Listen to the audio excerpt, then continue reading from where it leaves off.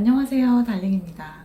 내담자 중에서 남친의 성적 취향이 독특하다고 고민하시는 분이 계셨어요. 그냥 무조건 싫다고 하지 않고 호기심 반 맞춰주는 느낌으로 남친이 원하는 그런 경험들을 공유했다고 해요. 그런데 이제 사귄 지 1년이 다 되어 가니까 이 사람이 어떤 사람인지, 이 사람의 진심이 뭔지 좀 헷갈리는 부분이 있다. 또 이런 고민을 또 새롭게 가지고 오셨어요. 뭔가 마음이 자꾸 힘들다는 거예요. 이런 경우가 근데 드물진 않은 것 같아요.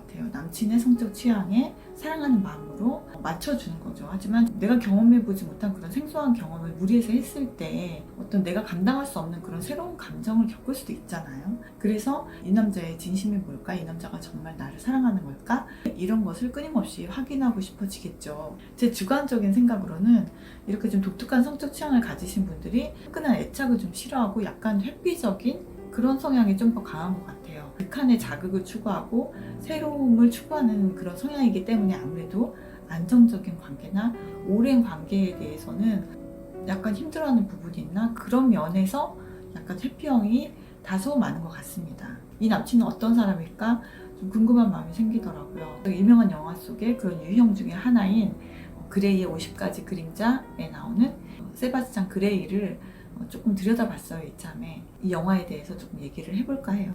저는 이 영화가 그냥 육체를 원한 남자와 사랑을 원한 여자의 잘못된 만남, 이런 되게 전형적인 영화일 거라고 생각했는데 영화를 보니까 그렇게만은 볼 수가 없더라고요. 줄거리를 간단하게 보자면 여주인공은 평범한 대학생이에요. 근데 인터뷰하러 갔다가 이 남자를 만나는 순간 아주 순식간에 심쿵해지죠. 영앤 리치에게 순식간에 반하는 여주인공이 약간 좀 실망스러웠는데요. 굳이 이 남자를 그렇게 재벌로 설정했어야 했을까? 여자의 판타시를 좀 극적으로 충족하려고 했나봐요, 작가가. 싸늘하다. 가슴에 비수가 날아와 꽂힌다. 옛날에 극단적인 금욕주의 시대에는 수도승들이 채찍으로 스스로의 욕망을 제어하려고 스스로를 막 때리기도 했잖아요. 이 남자는 채찍으로 여자를 때리잖아요. 그런데 이 남자는 세디즘도 아니에요. 자기는 도미넌트라고 얘기해요. 철저한 복종을 요구하는 지배자라는 뜻이죠. 이 사람은 어쩌다가 연인에게 복종 관계만을 맺을 수밖에 없는 기괴한 연애 방식을 갖게 되었을까요? 그리고 어쩌다가 여자를 채찍으로 때리게 됐을까요? 정말 단순한 변태에 지나지 않은 것일까요? 그 영화 속에서는 이 사람의 성장 과정에서 아주 안 좋은 영향을 미쳤을 법한 사건이 두 가지가 있습니다. 첫째는 애착 문제예요. 엄마가 4살 때 돌아가셨는데 약물 중독에 몸 파는 여자라고 그 애나스타샤에게 설명하는 장면이 있거든요. 심리학에서는 4살까지 애착 형성의 모양이 그 사람의 내면에 아주 지대한 영향을 미친다라는 게 정설로 되었잖아요. 신생아부터 만 3살까지는 울면 달려와서 왜 우는지 살펴보고 필요한 것을 바로바로 채워주고 배고파서 울면 젖을 주고 기저귀를 갈아준다든지 안아준다든지 그런 경험을 하면서 세상에 대해서 이해하는 그런 과정을 좀 건강하게 겪어야 하죠. 이게 충족이 안 되면 나 자신이 사랑스럽다는 믿음도 갖지 못하고 그리고 세상이 안전하다. 다른 사람들도 믿을 만한 사람이다.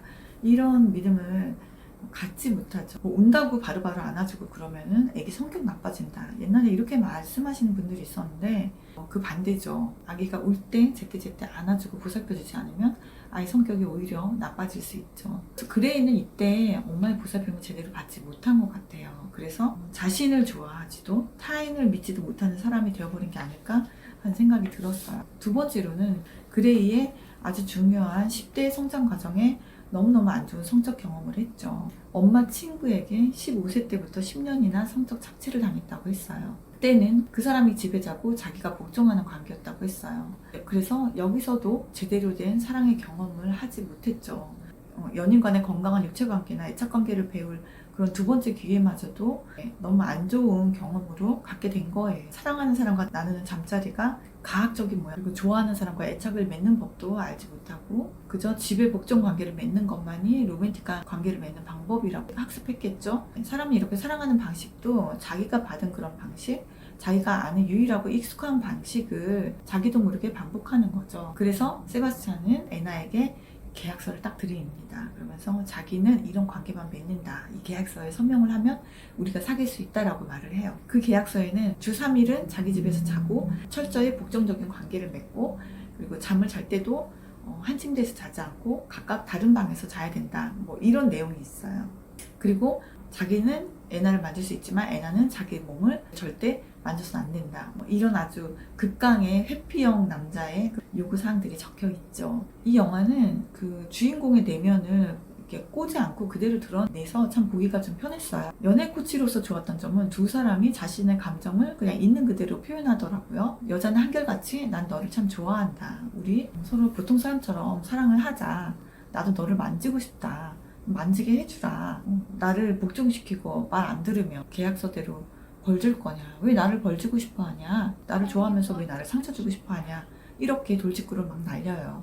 그러니까 남자가 하는 말이 자기의 50개의 그림자를 알면은 당신은 나를 사랑할 수 없을 거다라고 말을 해요. 이 장면이 참 안쓰러웠어요. 그래서 네가 나에 대해서 다 알면은 넌 나를 버릴 거야. 넌 나를 떠날 거야. 그런 두려움 때문에 사랑을 제대로 못하는 거겠죠. 그래서 이게 나야. 그래서 나는 이런 식으로만 관계를 맺는 거야 라고 얘기를 해요. 그래서 사랑을 줄 수도 그리고 받을 수도 없는 그런 사람이 되어버렸다는 점이 이 섹시한 재벌의 가장 큰 비극인 거죠. 그런데 이렇게 사랑의 경험이 없는 세바스찬도 사랑에 대한 그런 욕망은 있죠. 사랑받고 싶다는 마음속 깊이 그런 욕망은 있죠. 그런데 다만 사랑을 받아본 적이 없고 건강한 사랑을 해본 적이 없으니까 자기가 알고 있는 그런 지배 복종의 관계, 그런 방식으로만 관계를 맺는 것이죠. 이전에는 복종자였는데 이제는 지배자가 되었다. 하지만은 그 모양은 똑같죠. 이전에 그 불행한 자신의 과거를 현재도 계속 반복하고 있는 것입니다. 그래서 애나는 이렇게 말하죠. 좋아, 그러면은 나를 벌줘봐.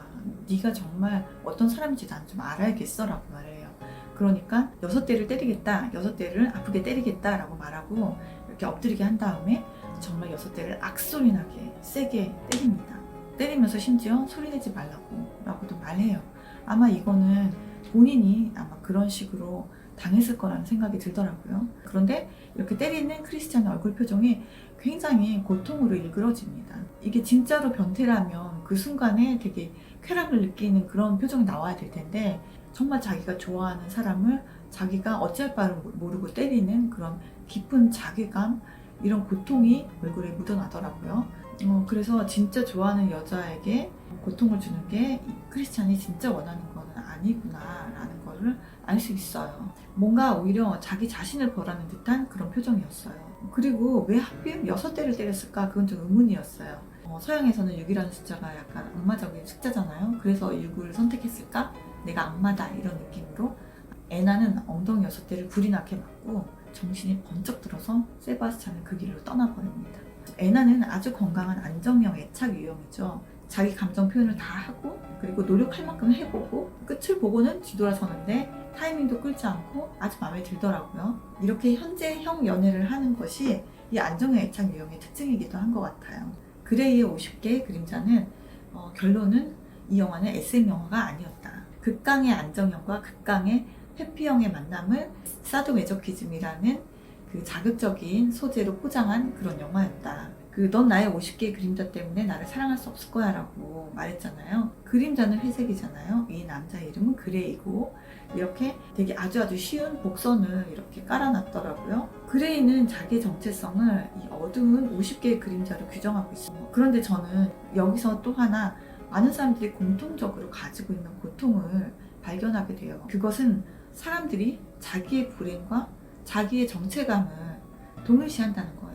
그거는 너무 비극적이지 않나요? 스스로를 2번 죽이는 일인 것 같지 않나요? 그 힘들었던 그 고통스러웠던 그 경험을 곧 자기 자신이라고 그냥 규정해버리고 그리고 자신조차 자기 자신을 사랑해주지 않잖아요. 구원해주지도 않고 저에게도 그리고 우리 달링들에게도 혹시 저런 가혹한 모습이 있지 않나? 생각해봐야겠어요. 사랑은 우리를 구원합니다. 나를 사랑하면 나를 구원할 수 있죠. 오늘도 사랑합니다, 달링. I'm not what you want. No, you're everything that I want.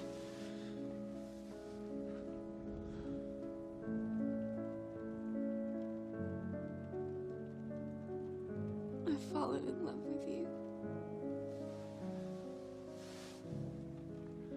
No, Anna, you can't love me.